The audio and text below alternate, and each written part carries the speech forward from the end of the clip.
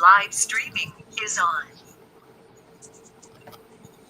Okay, so I think it started recording. Problem is I can't control the screen and the display on the screen might not be correct. But if that's all right, we can go ahead, I guess. Uh, okay, then let's begin. So, to be frank, in yes, 10-15 minutes in the content ഉള്ളൂ സംസാരിക്കാൻ. After that, if you don't mind, we'll have a paper discussion. Like each of us will take 10-15 minutes silently, we'll read. പിന്നെ നമുക്ക് discuss ചെയ്യാം and will do 2 times രണ്ട് paper അങ്ങനെ ചെയ്യാം. That plan sounds all right, right? Kurian and Hari.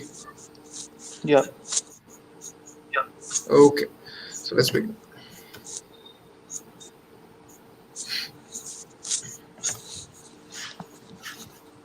Yeah, the links I've put in the chat. If you can see it, you can access it, no problems. So,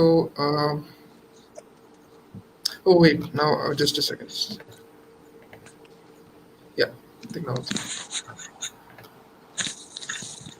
Okay, so welcome.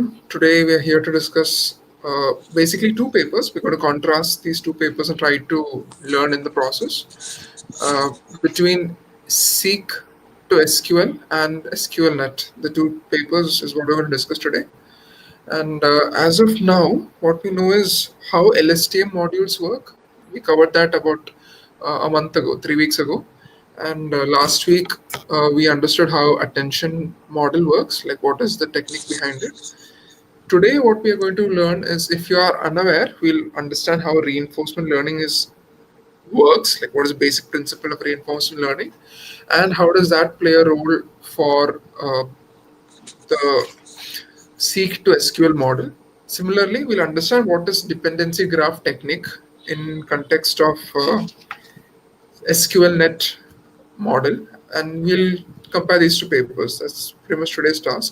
So, since it's us, probably we know why I thought about this idea. It's a problem that I was facing during my internship and even my final year project. The task was basically we had to query a database using English as the querying language rather than SQL. So we need a machine translation model. So in the process during the internship, it was very limited, as in it was clear cut: A, B, C, D, do this, you'll get there. But for the final year project, we did acquired a literature survey and we came across multiple approaches. Like there is, you can make a parser system. So if you are familiar with the concepts in compiler design, you might recollect you have a grammar. A implies BC, B implies something else. So you can actually create your own grammar, and using it, you can, create a parser. So parser-based system, and apart from it, there are other techniques also, like how last week Nitin was talking about attention. That is in the basis of transformers, I believe, like sequence-to-sequence models. That is where that plays a role. So I'll show, when you go into the paper, we'll understand what is all those terms. So the basic difference between those two papers is to reinforce or not. One paper's title is using reinforcement learning, the other one is without. So let's have a look at what is reinforcement learning. This is the use case of what we are considering for this paper, but generally reinforcement learning works in a game system. Now you have a model which is given a set of rules and it has an objective of maximizing the reward. That is the objective over here, but it doesn't know how to maximize. So the first couple of iterations, it is just going to test out the controls. We'll try different combinations to see what is the reward. And with every change that is being made, it will correspondingly study what is the change in the reward that's happening. Over a couple of cycles or iterations or epochs, the reward should ideally improve, because that's how the model improves and you get closer to the ideal state. So how do you know if the reward is right? You do this process, right? You take this model, you run this, you generate a sample SQL query for the given English sentence. The English sentence is from the from the question and schema. You have a database with you and you have a question. If you have a class database and the question is who got 40 out of 40 for subject XYZ. If I ask a question like that, probably its meaning is select name from class where so CS404 marks is equal to 40. And that is probably the query we want. So we'll generate a query, it will run that against the database, it will fetch the results, and it'll compare with the expected results. That difference is evaluated, and then that feedback goes in the next iteration. This is the basic model of how a reinforcement learning system works. And in the case of sequence to SQL model, yeah, this is the part where I just glanced through the paper. So I went through it yesterday. From what I could gather, okay, the fun here's the fun part. This paper was written on 7th November 2017, and surprisingly enough, the other paper we're going to look at was pretty much written almost a week late. I mean, not written, published officially a week later, 13th November 2017. Now, this paper has actually tagged the other paper, Seq2SQL. If you search, actually they do talk about it. They compare with that model. So it's not coincidence that both the authors knew each other, they knew the work that was happening. But I personally find it interesting that the academia is so connected, they know what is happening. But anyway, so this is the other paper, 13 November 2017 is SQLNet paper. So let's first go using reinforcement learning. So if we just quickly glance over here, they are mainly talking about two things. One, they propose a Seq to SQL model, which is using reinforcement learning to arrive at a suitable result. And apart from that, they are talking about releasing a wiki SQL dataset of 80,000 handwritten examples of questions and SQL queries. So now we have a data set along with this paper. Fun fact, this paper was made by Salesforce, and these researchers are the ones who actually took the effort to compile this WikiSQL for the world. In fact, WikiSQL is very useful. Many other papers have used that data set to make their own models. So that is some food for thought. Yeah, so these are the two offerings of this paper. One is sequence to SQL model and WikiSQL. So the introduction is all about this academia, right? This field about natural language interfaces and what is the research work done so far. And this is just again they just repeat the same thing. WikiSQL is uh, being introduced over here for the first time. What is WikiSQL? Basically, they've created these questions from certain Wikipedia tables. So they have extracted around 24,000 HTML tables from Wikipedia, and അതിനെ base ചെയ്തിട്ട് they have made these questions, which are about 80,000 questions they have made. Now, a possible question you can ask is, how does this company get the manpower to do such a thing? The paper shines a little light on that aspect. They have something called Amazon. No, they don't have anything called Amazon. Wait, where is it? Mechanical Turk. Exactly, yeah. Amazon Mechanical Turk is there. So from what I've understood, it is basically an interface. Yeah, over here, crowdsourcing platform where they can actually put this up, and the work is distributed among workers. So that it's yeah. So that's pretty much what I've understood. I googled it online. There are multiple, like if you want to do analytics, survey analysis kind of work, this platform is used to crowdsource your data and get the work done. So yeah, that this is how they got the data. Let's go back to the start. Anyways, that's how WikiSQL was made, I believe, if I'm not mistaken. There are a lot of base papers. Both the papers used. They talk about a paper written by Dong et al., which we can go through afterwards. And another gentleman's name is also mentioned. Yeah, Vinyals et al. To talk about augmented pointer network. Oops, just a second.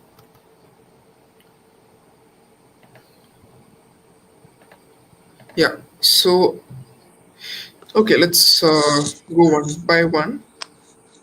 Augmented pointer network, I'm not familiar yet, so I believe we leave that to individual reading.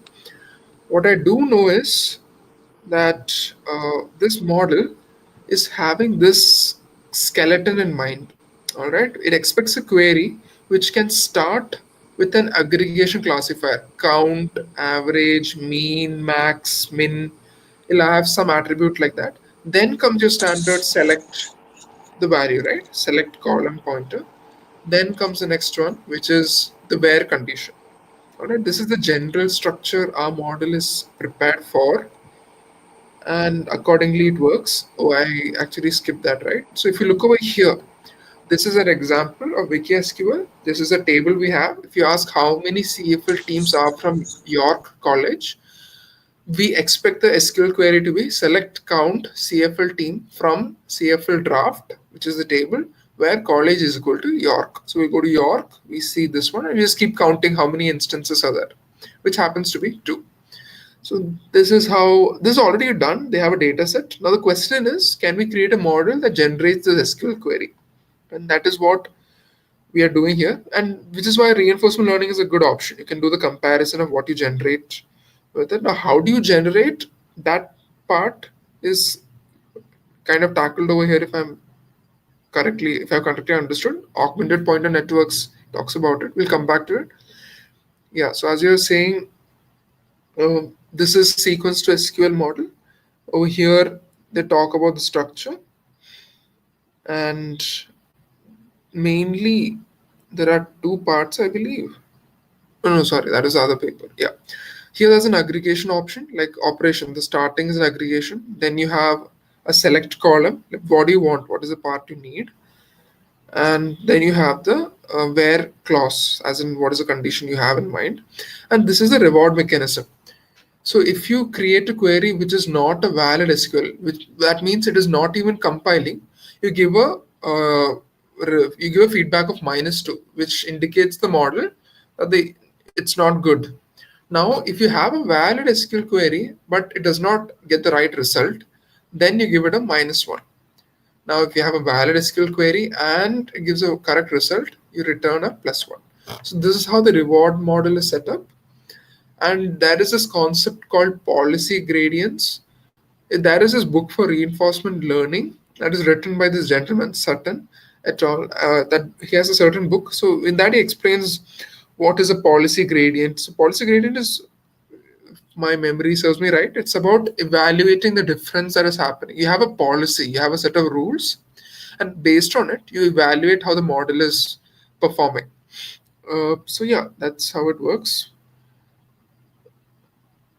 And finally, you try to minimize, I guess, you try to minimize this value. Now, this second part over here is what is Wiki SQL dataset. You have a lot of what questions, then which, name, how many, who, and other kind of questions. So these are the kind of data you have. They just visualize the different offerings of this dataset. Yeah, and again, facts about this thing. Like I said, 80,000 is no small number. Now, when it comes to the evaluation part, it's about how does it work against other models.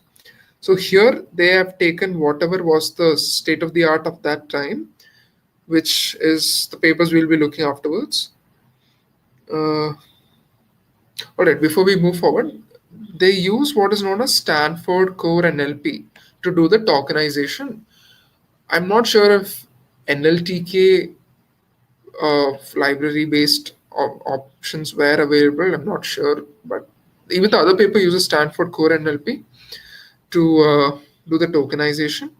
Now then you have GLOW, which I believe is global vectorization. It's an algorithm to vectorize.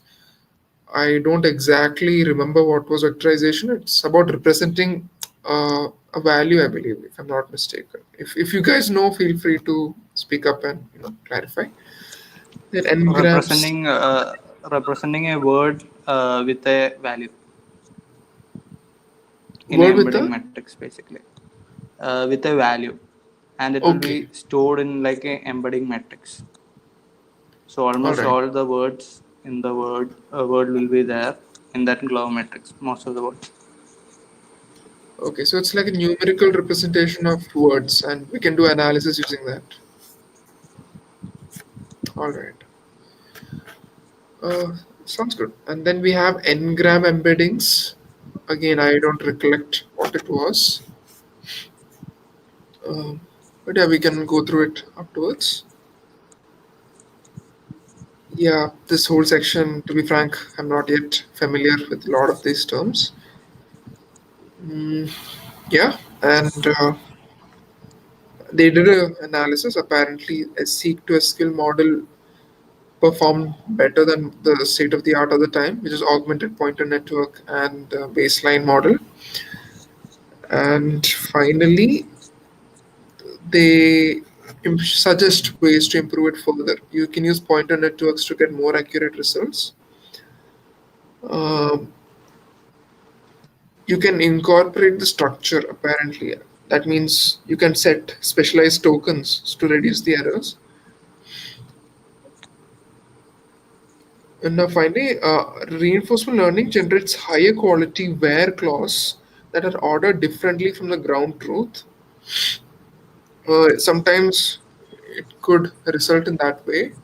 It's possible to make multiple queries that have the same result. If you think about it, as in, if you have two where clause, something and A and B, it could have been written as B and A. Like it means the same thing, but the representation is different. And the other paper talks about a problem related to it. The ordering problem, we'll come across it in the other paper. So yeah, this is the paper over here. Um, yeah, this is interesting. They talk about the related work. Semantic parsing is what I initially spoke about. You create a grammar, and based on it, you build a model. Then you have semantic parsing data sets, which is basically you have a data set with you, and you have it's based on knowledge graphs, is what I've understood. Isn't this also knowledge graph? Yeah, here also you have a knowledge graph, and it works on top of it. Representation learning for sequence generation. To be honest, I'm very clueless. I didn't get to go through deeply this part. And this is this general natural language interface for database, NLIDB. And here they talk about different options like sequence to sequence model, which is kind of what Nitin was talking about last week, using attention and all. So, yeah, so this is how sequence to SQL model works in a very abstract overview. Now, do you guys want to read this paper, have a discussion, or shall I cover the other paper as well, overview, and then we go to the in-depth discussion? Maybe you can go to another paper, but do All right, others. sounds good. Oh, sounds good. Okay, it's raining away. That's interesting. Okay, they have some additional wiki SQL information. I didn't know that. Sounds good. Let's go to the other paper then. All right, now we have SQLNet generating structured queries from natural language without reinforcement learning. Okay, over here, if you observe closely, they do acknowledge that reinforcement learning with reward system is the considered state of the art. But the problem they found is you can't improve it further. That is as a limitation of improving it, which is why they propose SQLNet, which is a neural network that has a certain unique aspect to it. Here, what they're trying to do is create a sketch-based approach. What does this mean? Here we are creating a dependency graph where we take past information to decide what attributes are valuable and what are not essential. So yeah, that is the approach this paper is taking. Because over here you have the problem of order matters. If you when you're doing the training and reinforcement learning in general, the order in which you give the data set matters. If you give us A and then B, that will play a factor in the performance. So I believe what SQLNet is offering is a way to avoid that order dependence, or rather, situations where the order is not important is when we prefer SQLNet. Yeah, again, like I told you, become it score and goal or goal and score, the result is same, but the order is different for the two. So over here it doesn't matter. And just as you saw in the previous paper, sequence to sequence style model is what Vinyals offered. Reinforcement learning is what we previously read by Zong from Salesforce. That is the one we just read now. And yeah, what this paper is proposing is to solve the issue by avoiding the sequence to sequence structure when the order does not matter. So what they do is they employ a sketch-based approach to generate a SQL query from a sketch, and then it is aligned to a SQL query. What happens now is SQLNet is used to predict the content for each slot in a sketch. Over here, it can be viewed as a neural network alternative to traditional sketch-based synthetic approaches. Okay, I'm not certain if sketch is a common term. Yeah, in our approach, SQLNet employs the sketch to provide dependency relationship of different slots, so that the prediction of each slot is only based on the prediction of other slots. So it's basically correlating it. If a certain part is happening, you can filter down and focus on subsets that come into consideration. So over here, they talk about two ideas: sequence to set and column attention, which we will go through in detail shortly. And uh, Yeah, and yeah, to summarize, what this paper is saying is mainly three parts is what it contributes. First, it proposes the SQLNet model, which is sans order matter problems. Then it proposes what is known as column attention technique, which is to focus on the right attributes. And finally, oh wait, SQLNet is what they finally propose. So the first one is to overcome the order issue. All right. So yeah, again, here they use WikiSQL data, same database that we previously used. So probably the dataset came long ago. It was just featured in the other paper 1 week before this one was published, and so that. Now we can explain the WikiSQL task, and just goes on to explain how does the WikiSQL task work. Now over here we have SQLNet, which is a solution to tackle the WikiSQL task. Over here, they have a slot mechanism. They have a diagram over here. So you have a dependency graph over here, sketch. It's expecting a select and then an aggregator if necessary. Then you have under where condition, you have multiple conditions you can possibly have, where this column value is greater than this value, or you can do things like that. Basically, this is the skeleton it's expecting, something like a graph, like, I'm sorry, it's a skeleton, like how you have parser systems, right? It expects a certain structure. So this is the skeleton it has. And yeah, this section is explaining that in much more detail. Over here, we have sequence to set prediction using column attention. So sequence to set is what Vinyals was proposing, if I'm not mistaken. That paper talks about this one, which we will check next quickly. And yeah, column attention is what newly this paper has to offer. I haven't gone through it in depth yet, so we can read that. Now we have a SQLNet model and training details. So under this, we have to predict the where clause value. So that's why we use column slot and the value slot for that. Then we have to predict the select clause. Once you have the where, you have to figure out what is the select aspect. So you need to find the right attribute for that.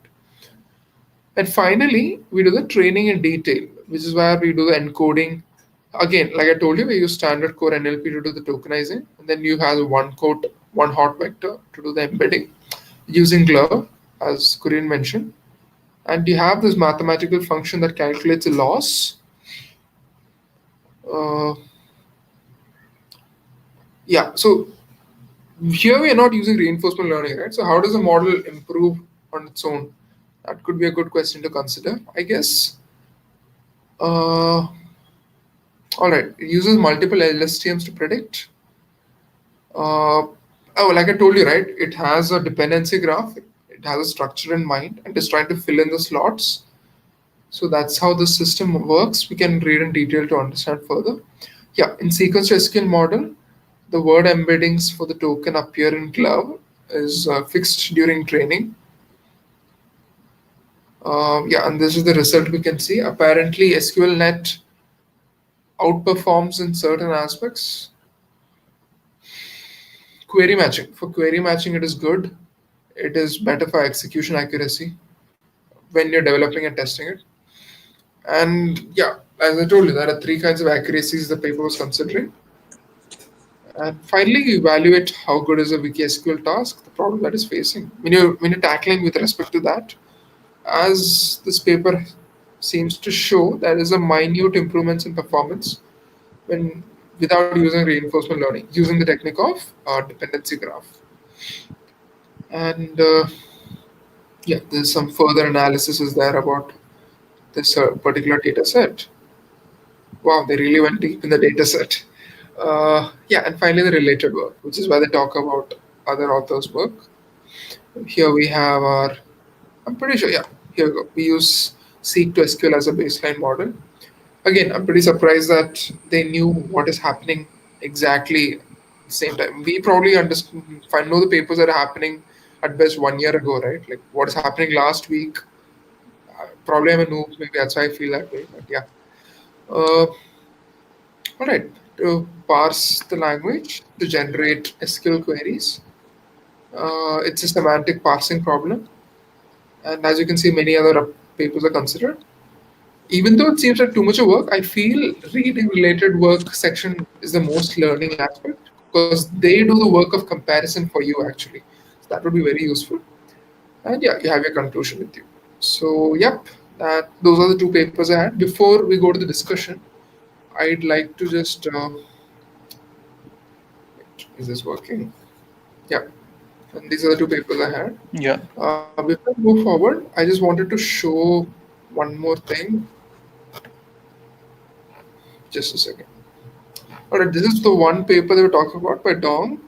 Over here, they talk about semantic parsing. It's a bit more older paper, about a year ago. I just glanced through it. If you want to understand how you can do parser-based systems, this would be a good option to check out. And the other paper is for sequence to sets. That is a concept that is used in the first paper. And again, we could go through it if time permits. But yep, that's pretty much from my end. I will be stopping my screen now and we can go to the discussion. Joel, I had a quick question. So, is there any particular open source implementation for these two papers, like SQLNet or Sequence2SQL? Um, I think it's there. I haven't found it. Well, yeah, actually Salesforce has an interface where they tried this out. You can play around with it. But apart from it, no, I'm not familiar. So I think I'm not sure Korean, but I think I've seen this in papers with code. Hello? okay. Hello. I think I've seen this somewhere. Seen the code Papers with, implementation in okay. papers with code. Yeah. I mean, like they had some sort of Okay, competition okay, let and me like check it. with Wiki this thing, and I've like Wiki SQL, and I've seen like many implementations. I think I brushed past to this. I'm not sure. It was a while ago. Like, Okay, I'll just check it out now. I think another popular Actually, implementation for this thing is, have you heard about the project into SQL? I think that's a very popular implementation for this task, like converting natural language to SQL based queries. you said into SQL, IN or LN? Yeah, IN, Okay. IN to SQL. Okay, let me just give that a shot. Okay, it's a Python library. Yeah, it's a Python Yeah, based you're right. library. Yeah. If you want, I'll just share. I think that's one of the most popular. Yep. Oh yeah, you're right. I was in the dark. Apparently, there are already things in production, right? That's true. Yeah, that's true. So is this like does this work on a parser-based system, or do you have any idea about that? Let me see.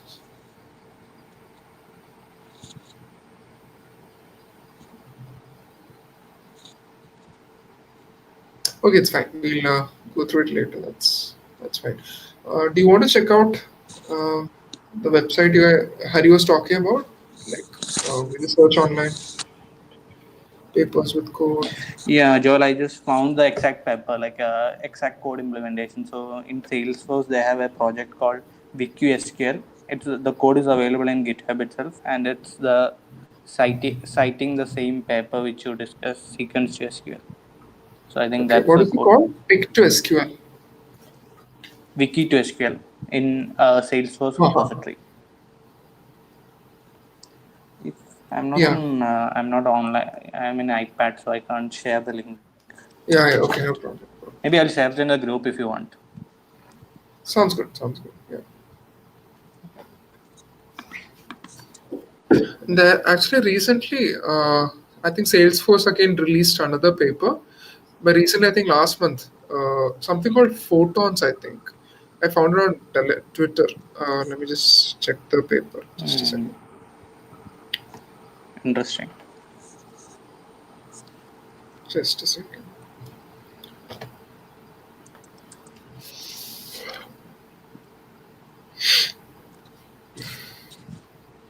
So,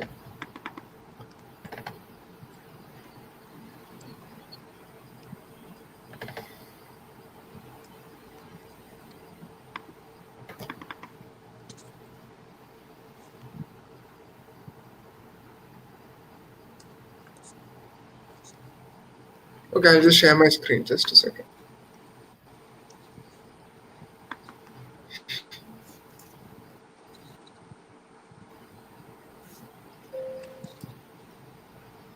Okay, my laptop just got stuck.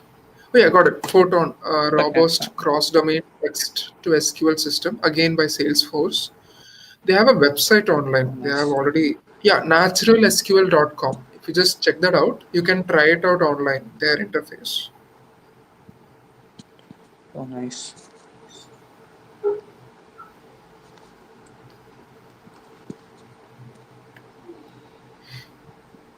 Yeah, Naturalsql.com.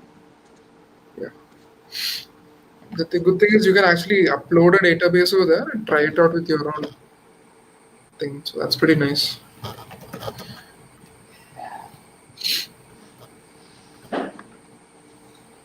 Sounds good. I'll just put that in the chat. And oops, nope. Yeah. Okay. So, all right. Any thoughts, or we'll read the paper now in depth?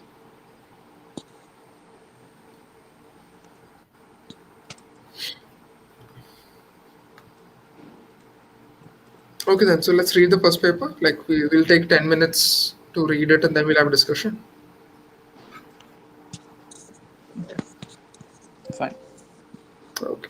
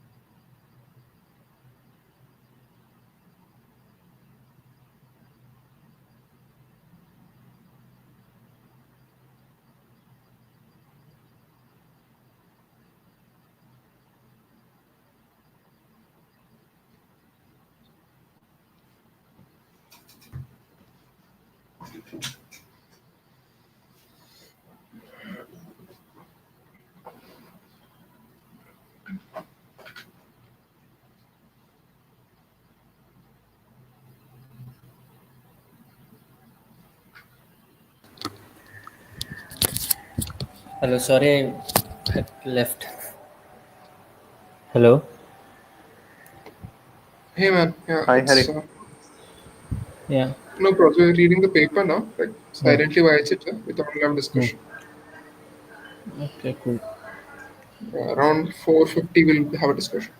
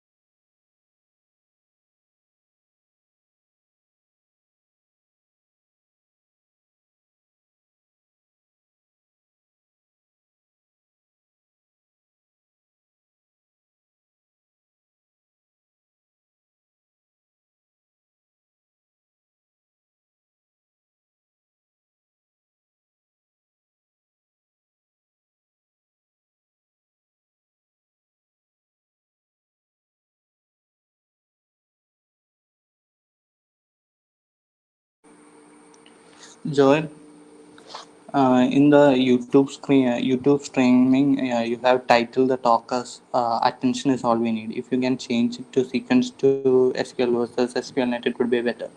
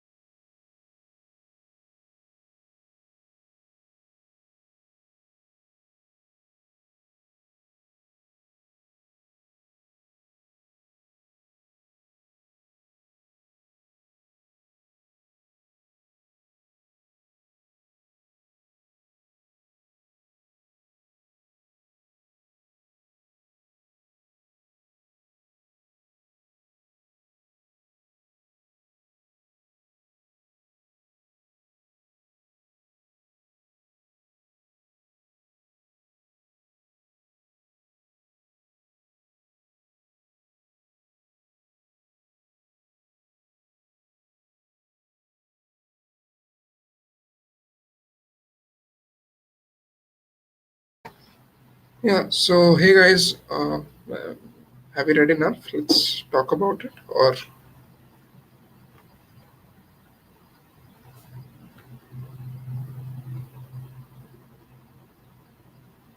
I couldn't read the paper much, like in the SQLNet paper. I'm just in the section 3 right now.